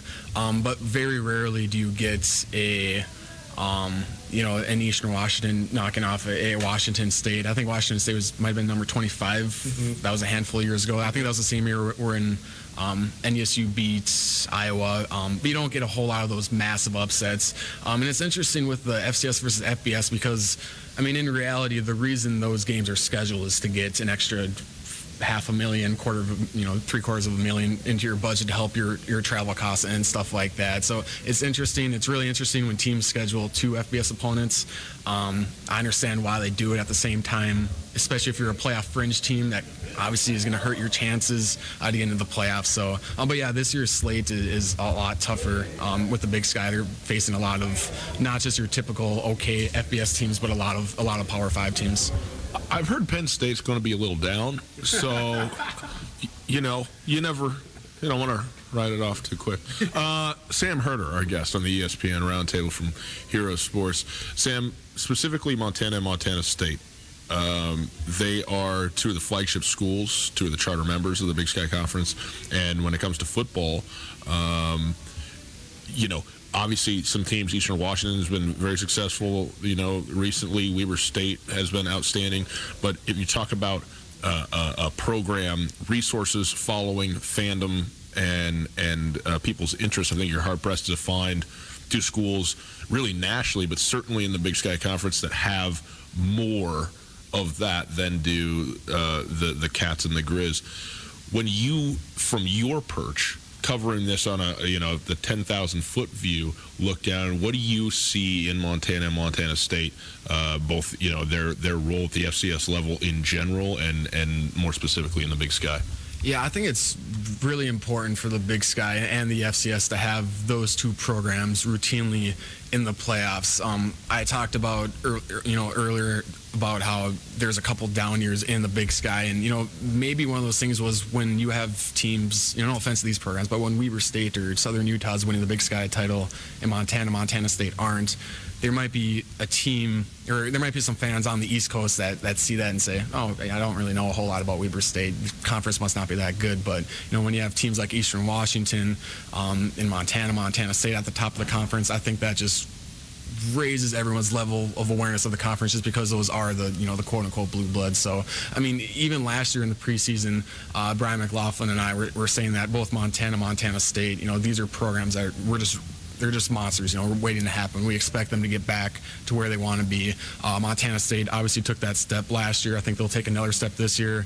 Montana's awfully talented. They were really young last year, obviously. Everyone knows about the offensive line issues, but if they figure that out, just talent all across the board. So I think just as far as from my perspective, when you have teams like Montana State, Eastern Washington in the playoffs, that just makes the field seem a little stronger because they are the kind of the blue blood of the FCS. And like last year when Elon was in the playoffs instead of New Hampshire out of the CAA, that's just not a lot of people nationally know about Elon, but everyone knows New Hampshire kind of their resume, you know what I mean? So yeah, I think Montana State, for them to get back to where they want to be, that's going to benefit the Big Sky and the FCS.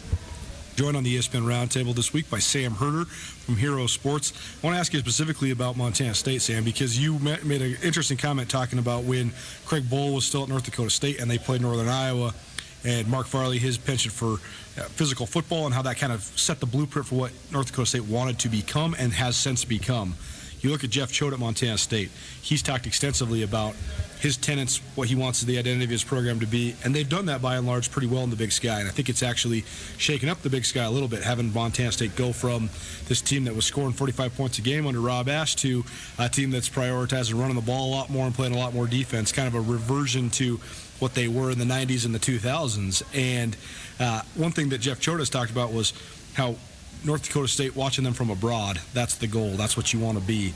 And then I know he was disappointed, to say the least, at the result in the second round of the playoffs in Fargo. I think he thought that Montana State was going to be able to compete a lot better than they did, and they gave up about 500 yards rushing in a 52-10 loss. The one exception being Troy Anderson still doing his thing, rushing for 130 yards no matter who he plays. But I think that it was an eye-opening experience for Montana State. I think they realized how close they are and also how far they are away. But what do you think of just the blueprint that Jeff Choate has made at Montana State? And do you see any similarities between that and what Craig Bohl did at North Dakota State? I do, because, I mean, you need to. I mean, we've seen it in these last 8 or so years where if your team stats are you're scoring 45 points a game, but you're allowing 38 points a game, at some point in the playoffs, that's just going to come back to haunt you. I mean, we saw it with Eastern Washington. How many semifinal losses have the Eagles had where they just couldn't stop anyone? They would score, then Youngstown State, Illinois State, those kind of games come to mind where they just couldn't stop anyone. And I mean, even Eastern Washington is a program that's they're putting more emphasis on the defensive side of the ball, more emphasis on running the football under Coach Best. But I think Coach Choate has done it the right way. He probably knew it was going to be a process, and it has been a process. And we've seen the improvements year in and year out. But that's such a challenging thing, is to take a system and basically throw the whole offensive system and say, hey, we need fullbacks. We need some tight ends on this team instead of six different wide receivers. So I think that is one thing. If you do want to compete at the national level, make a deep playoff run, you can't finesse your way around the bracket. You need to be able to, especially in the Big Sky, if you're going to host some outdoor games and it's snowing and cold out, you're going to have to be able to run the football. So I definitely think Montana State has the blueprints to continue building on, to continue to make a deeper push into the playoffs. Sam, talk to us about specifically what you got going on Hero Sports right now, and the profiling every single FCS team in the nation. That's a major undertaking, to be sure. And what can people find there? Yeah, so on herosports.com, we have, content coming out basically every day. We call them 3-a-days, where we're previewing pretty in-depth, probably 1,000-word previews on all 126 FCS teams, which is a lot of research, a lot of work, obviously. But we get great help from the SIDs who send us information. So we have that going on. And I'm also doing I call it the FCS Kickoff Jersey Countdown, where I think today actually there's 40 days until the FCS kickoff. Who's the best player to wear number 40, all the way from 99 to 1. So I'm doing that every day. So that's another project we're doing this summer. So I think the nice thing too about us, coming on board covering the FCS is, we have stuff out there for fans to talk about and debate. I think sometimes in the past with the FCS, it's just, okay, it's football season, time to talk football. Now, we're trying to offer some content year-round. That's just trying to raise the level of awareness in the coverage of the FCS. We'll get you out of here on this. We got to bring it back full circle, since this will be on the radio first and foremost in Missoula, Montana. You mentioned the Grizzlies, how much talent they have. They were a young team a year ago, had a tough time finishing games. But I want to know just your perspective on the Montana program in general, because before North Dakota State, it was Montana. I know Montana lost 3 national championship games in the 2000s, but they were absolutely dominant on both the Big Sky and national level, despite those shortfalls in the national title games. And I always wondered what would have happened if there wouldn't have been the scandal at Montana, if Bobby Hauck wouldn't have left, if we could have had sort of a 2-power Western FCS between Montana and North Dakota State, because Montana was so much like what North Dakota State is now. The formula for success was so similar. But when you have just this specific, close, magnified view like we do, all the incremental details that have gone into the erosion of the program and now the subsequent attempt to rise it back. But on a national level, do people find it as shocking that Montana has missed the playoffs 3 years in a row? And what do you mentioned how important you think it is for the league, but where do you just think of the Grizzlies fitting into the national picture right now this season? Yeah, I think the Grizz are underrated a little bit coming into the season, and I mentioned this on our podcast about how I think Montana State is right around the 10 to 15 preseason ranked, and Montana hasn't been in a lot of preseason polls. But I mentioned on our podcast of how things would be different if that game, if that fumble didn't happen and all that, and all of a sudden maybe the roles are flipped on how close Montana was to, because I think if the Grizz win that game, they're probably in the playoffs, just looking at the playoff bubble. So I think it's probably an underrated program. coming into this season. It just seems, everything is there for Montana to get back to where they want to be. I mean, there's no reason the Grizz shouldn't. 3 years in a row now? They haven't been in the playoffs, and there's, everything is there for that to be a top program once again in the FCS. And I think last year was probably more of a rebuilding project than maybe some people thought, just because, again, Coach Houck inherited a spread offense. He wants to be a physical offense as well. But I think the more he gets the right kind of players to fit his system, I think this is a program that's going to be right back to where it is sooner than later. Because like I said, everything is there. Facilities, support, fan base, talent, coaching. There's no reason this team shouldn't be rising rapidly here pretty soon. Sam, thank you very much. All right, thanks for having me on, guys. There you go. Sweet. Sam Herder. He is the the FCS reporter nationally for Hero Sports. Great to be with him. I think a great interview and a very insightful, I thought, largely to kind of get a picture of, the way that the Big Sky fits into sort of the national scheme at the FCS level. And obviously it's significant. It's one of certainly the 3 and maybe the 2 best conferences in the country, and thereby the flagship schools, as you alluded to earlier, Coulter, are always going to be among the best schools in the nation when it comes to football. And it goes back to our discussion from yesterday about what is relevance in college football, and we were talking about where the Mountain West fits into the FBS outside of the Power 5. But I think that there is a distinct advantage and a distinct definitive point of when you have state universities, no matter what level they're playing at, it just comes with a little bit more pizzazz. It comes with a little bit more clout than a lot of others. Even with the Colonial Athletic Association being as good as it's been, schools like Villanova draw 4,000 fans, even though they've had a perennially good football program. Right. New Hampshire, they draw pretty well. Delaware, they draw pretty well. But Richmond and William and Mary and, even Maine, it's nothing like it is out west. It's not like it is at North Dakota State, South Dakota State, Montana State. So I think that those schools being good helps drive the FCS brand as a whole, especially west of the Mississippi. And the thing that's been so interesting is that it's easy to forget that North Dakota State and South Dakota State have only been Division I for 15 years, about. And they've only been nationally relevant this decade. But the acceleration that they've been able to project as programs has been absolutely astounding. And so much of it comes down to facilities. So much of it comes down to just hunger and the fact that they are in rural places where you can garner, you can be the biggest show in town, so to speak.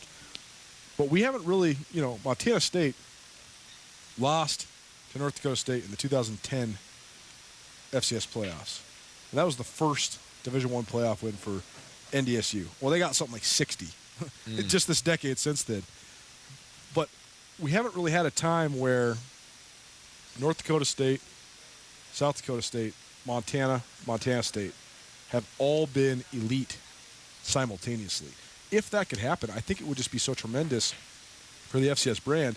And this year, it seems as if we're getting closer to that at least. Getting closer, and it would be fun with a capital F. If that was to happen, and hopefully the day's coming when it is, and very optimistically it could be this year, but hopefully it will be at least in the next couple when that turns out to be the case. Hey, this has been our ESPN Roundtable, and it is brought to us by Paradise Falls. Paradise Falls at 3621 Brooks Street in Missoula on the south end of the city near the intersection of Brooks and Reserve. A good option on the south side of town. There's not many options over there, and 18 rotating beer tap handles in Coulter, a whole bunch of different places to eat, atmospheres in one building and even out of the building on the patio. Yeah, no doubt. 30 big screen TVs, ESPN capabilities, ESPN3 capabilities. They can play whatever game you need to watch. If you're looking for your team on TV, Paradise Falls got you covered.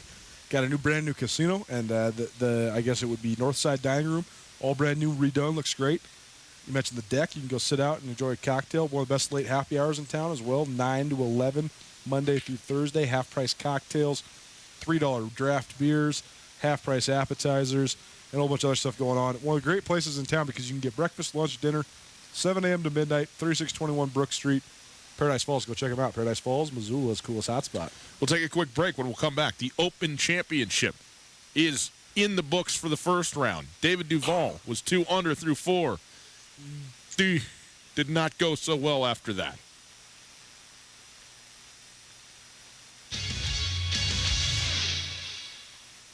Canyon River Golf Club is a must for any golfer in western Montana. Tucked away in a spectacular setting along the Clark Fork River in East Missoula, Canyon River offers one of Montana's best championship golf experiences. And Canyon River is happy to announce their new fleet of golf carts, which include the Shark Experience, an interactive GPS giving dynamic distances and touchscreen interaction to help you play your best. Plus, with Bluetooth, radio, and surround sound, you can enjoy yourself between holes too. Book online at CanyonRiverGolfClub.com. Missoula's best golf, Canyon River. Come check out the best late happy hour in town at Paradise Falls. Offering $3 microbrews, half-price cocktails and appetizers, and much more. Paradise Falls late happy hour runs from 9 until 11 p.m. Monday through Thursday nights. If you're in the mood for an evening cocktail or you're just getting off the golf course, swing on by 3621 Brook Street. As the days grow longer, come enjoy the sunset on Paradise Falls' spacious back deck while enjoying a beverage. Paradise Falls, located at 3621 Brook Street, open 7 a.m. to midnight. Paradise Falls, Missoula's coolest hotspot.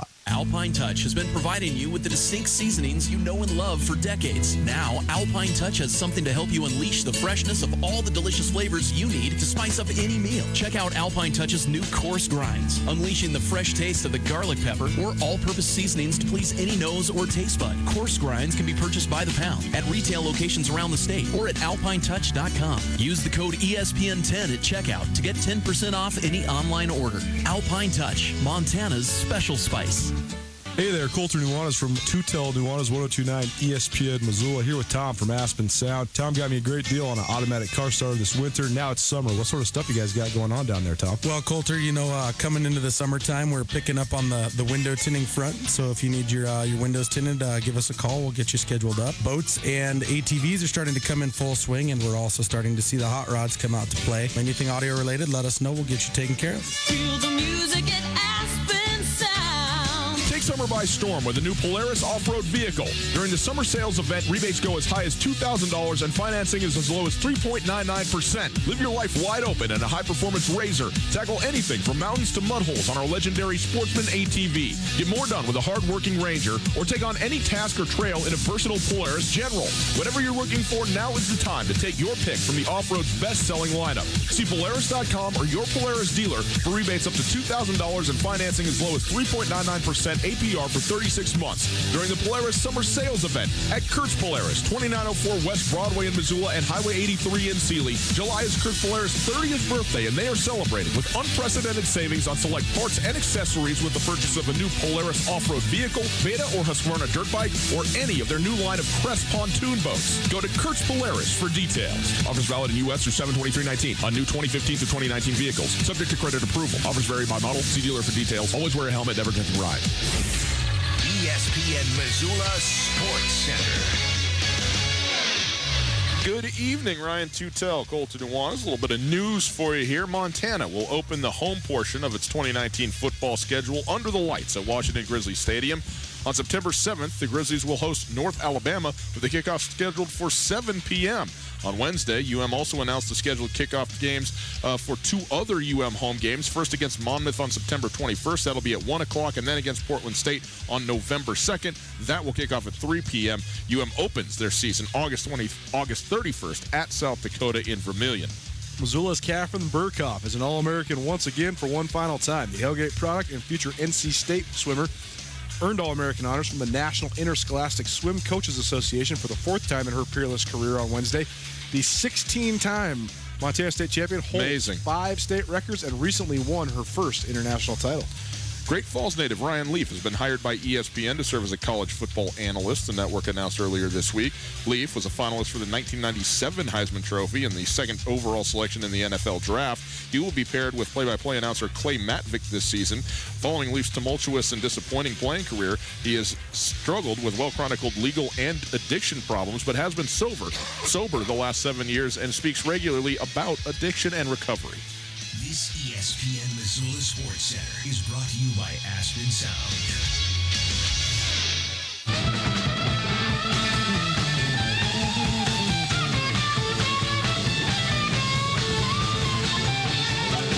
amidst the excitement of the ESPN roundtable, we failed to mention that Robert Bunting did make it down here, Coulter.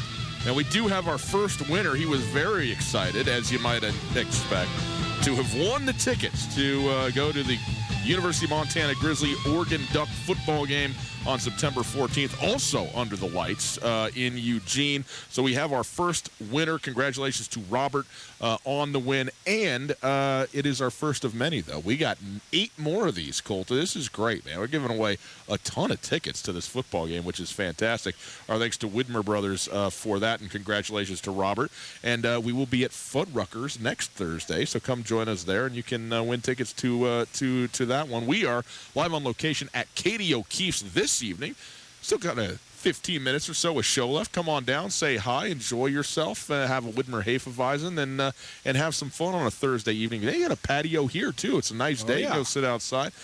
We are broadcasting through the Kurtz Polaris studios. Kurtz Polaris at 2904 West Broadway in Missoula, Highway 83 in Sealy.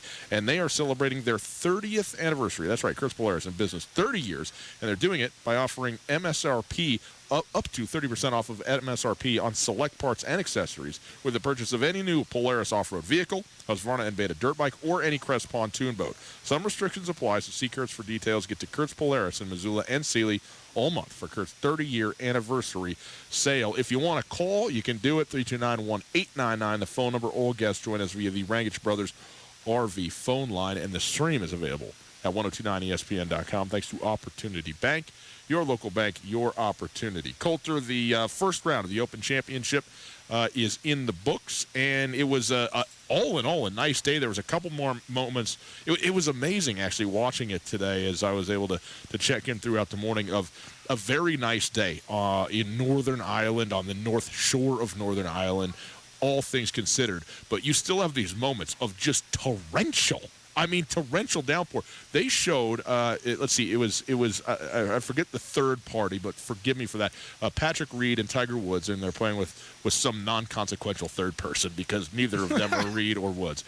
And, these guys are pounding it out there with their drivers, between 280 to 310. Tiger's short today, and we'll talk about this because of his back and everything like that. All of a sudden, they tee up. I think it's a par 5, and the rain just hammering down. They all teed up. Coulter, 230.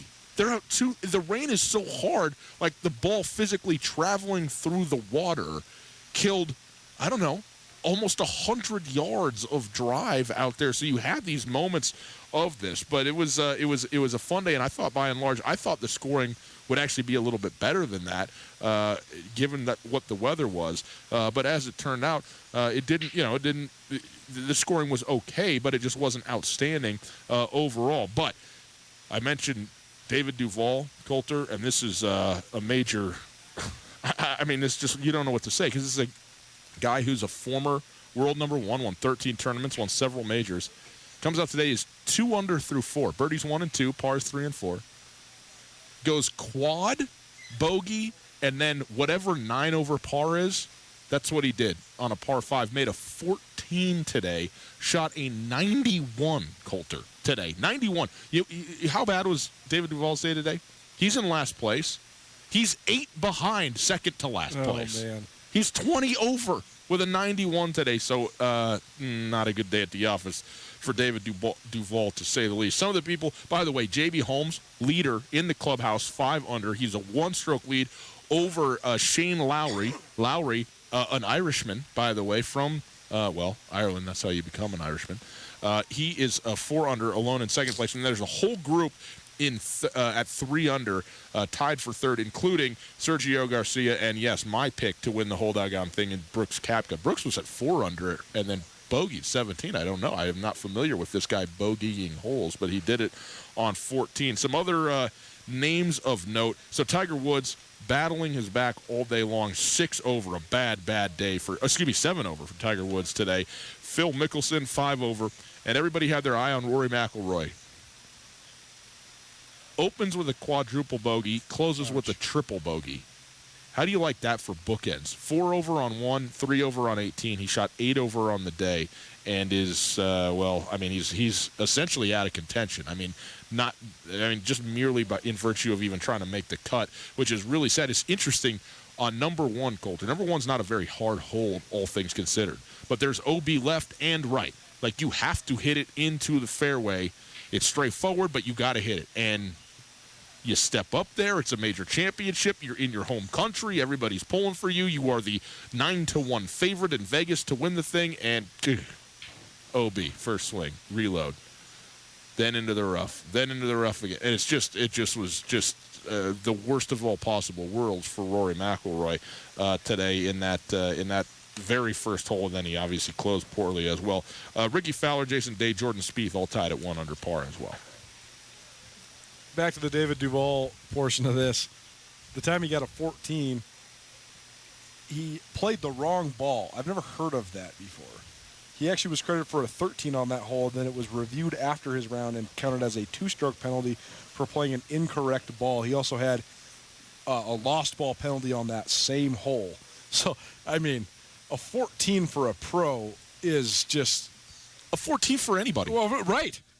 I mean, the fact of the matter, I've made a 10 before, and you've had to take me to counseling. The fact of the matter is that most of us, when we get a 10, we throw the ball.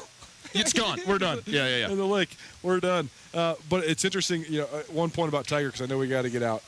Anybody that's ever had back problems, you realize that sometimes your back's good and sometimes your back's not. Yeah. And when you have back surgery, when you have that fused back, not good. It's not good at all. And this is going to be Tiger's life.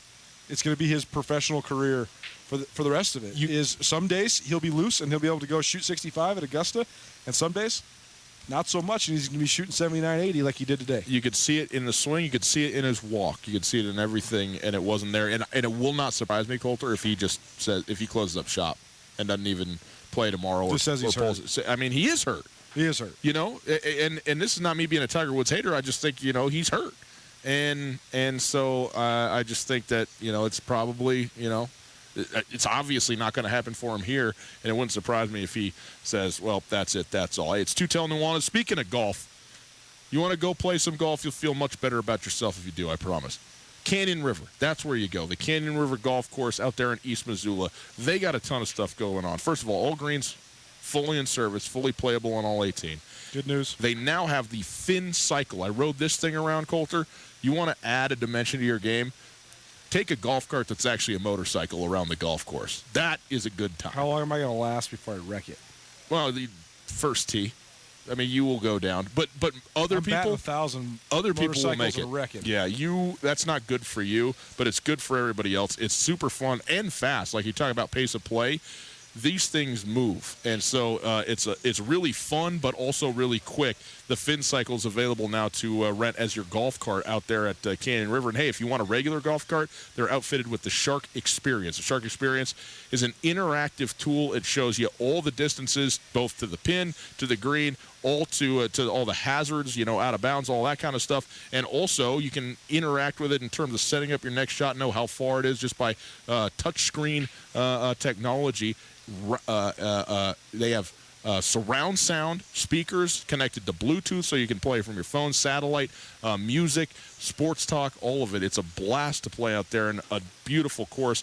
And if you want to play cheap, go on to CanyonRiverGolfClub.com. You can put your tee times in online. Save yourself a bundle that way as well. Canyon River Golf Club, Missoula's premier golfing experience. We'll wrap it up right after this.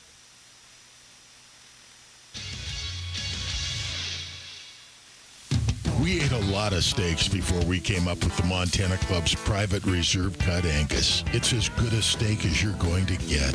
Our Private Reserve Cut Angus is specially cut for us. And with our custom seasoning, it has a flavor that's absolutely incomparable. We're confident that it will satisfy the most discriminating steak customer for an unrivaled steak experience. Real Montana, real food. The Montana Club on Brooks and North Reserve, Missoula.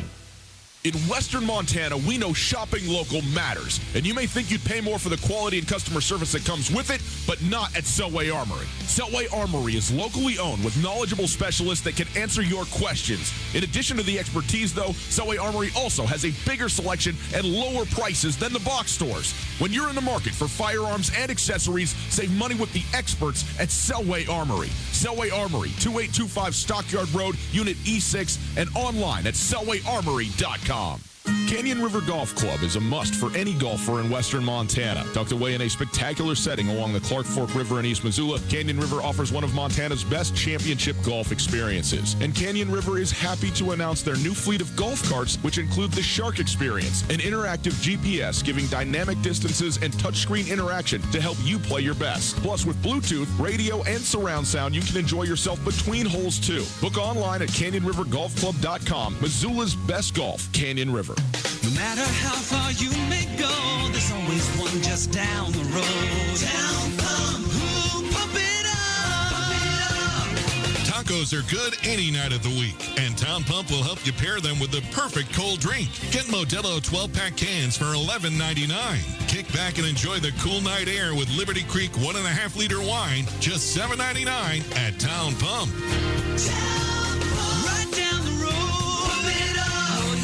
Hey folks, Ryan Tutel here, and I'm with Josh of the Advocates Injury Attorneys. Josh, what are people left dealing with after an accident? Well, quite a few things, actually. We see people that are in pain. They still need to get to work. They need to raise their kids, and now they have to take time to go see doctors and other healthcare providers. They're frustrated with working with the insurance companies and getting the runaround. We'll take on the burden of dealing with the insurance companies so you can get the best settlement possible and get back to your life. Find your advocate online at montanaadvocates.com. There are a lot of lawyers. You deserve an advocate.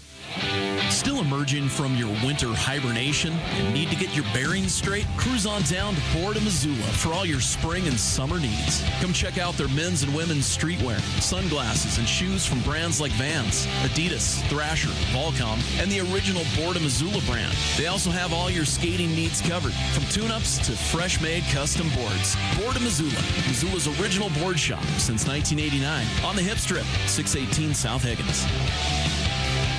Tutel and Nuanez on 102.9 ESPN Radio for Missoula.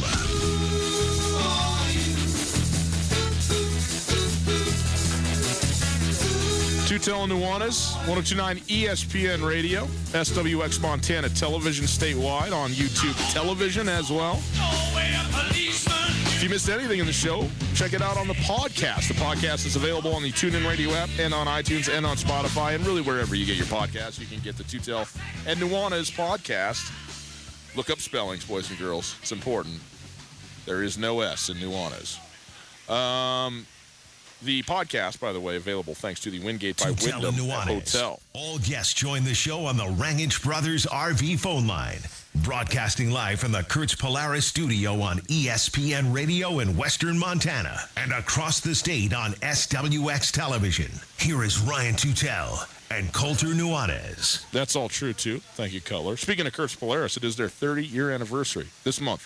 30 years they've been in business, and they're celebrating by offering you up to 30% off. That's right, 30% off MSRP on select parts and accessories with the purchase of any new Polaris off-road vehicle, Husqvarna and Beta dirt bike, or any Crest pontoon boat. Some restrictions apply. See Kurtz for details. Get to Kurtz Polaris in Missoula and Sealy all month for Kurt's 30-year anniversary sale. Colter, we are here at Katie O'Keefe's as we wrap up here on a Thursday afternoon. It's been wonderful to be down here. Great spot at Katie O'Keefe's. Congratulations again to Robert. He won tickets to the Grizzly-Oregon football game. We'll give another pair away in 7 days from Fuddruckers, is where we'll be next week. So looking forward to be there. Go stuff the ballot box with your name and your friend's name. We'll pick another winner over there in a week's time. But fun to do this, doing it all summer, Colter. Get out, see the community a little bit.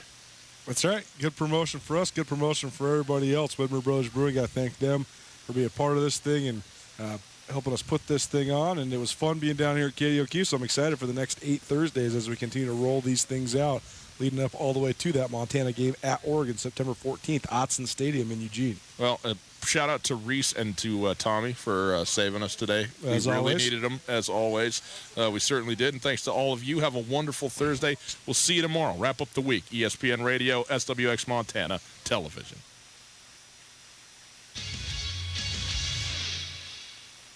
Okay. Les Schwab is proud to introduce two of our best tires ever, just in time for summer. There's our exclusive Reputation, a high-mileage premium passenger tire we believe has the quietest, most comfortable ride ever. Or our exceptionally quiet and smooth all-season traction tire, the Open Range AT.